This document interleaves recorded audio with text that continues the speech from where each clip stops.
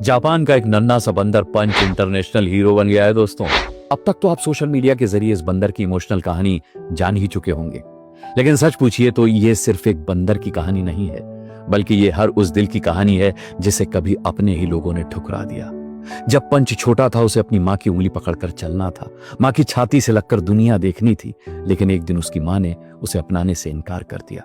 वो इधर उधर भटकता रहा, अपनों के झुंड के पास भी गया, लेकिन अपनापन उसे कहीं नहीं मिला। किसी ने उसे खदेड़ा, किसी ने उसे मारा, किसी ने उसे दुत्कारा, और फिर एक दिन उसे मिला एक छोटा सा खिलौना जो न बोल सकता था न समझ सकता था, लेकिन पंच ने उसे सीने से लगा लिया। क्योंकि जब किसी को अपनों से दर्द मिलता है तो वो अक्सर बेजान चीजों में सुकून ढूंढने लगता है। अब वही खिलौना पंच की दुनिया है, वही उसका जहान है, वही उसकी माँ है, वही उसका हर रिश्ता है। लेकिन क्या ये सिर्फ एक पंच की कहानी है? नहीं, ये सिर्फ पंच की नहीं, बल्कि ये हमारी भी कहानी है। हम सब पंच हैं। जब हमें हमारे अपने डिसोन कर देते हैं, जब कोई कह देता है कि मेरा अब तुमसे कोई वास्ता नहीं, जब हमारे रिश्ते शर्तों पर आकर टिक जाते हैं, तो हम भी कहीं और मन लगाने लगते हैं। कोई काम में डूब जाता है, कोई मोबाइल में, कोई सोशल मीडिया में, कोई पैसे कमाने में, कोई दिखावे में। कहने को तो हम सबसे कहते हैं कि मैं ठीक हूं, लेकिन सच ये है कि हम भी पंच की तरह एक खिलौने को सीने से लगाए बैठे होते हैं।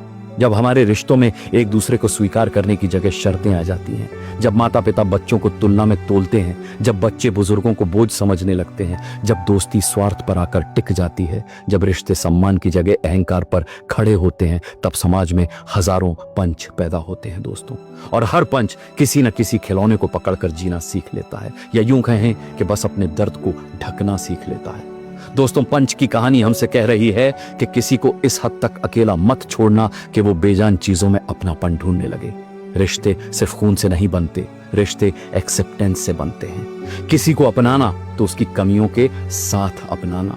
दोस्तों, अगर आपके आसपास भी कोई पंच है जो चुप हो गया है, जो पहले हंसता था अब सिर्फ मुस्कुराता है, जो भीड़ में है लेकिन अंदर से बहुत अकेला है, तो उसे कोई खिलौना मत दीजिएगा, बल्कि उसे अपना हाथ दीजिएगा। दोस्तों, उसे अपना साथ दीजिएगा।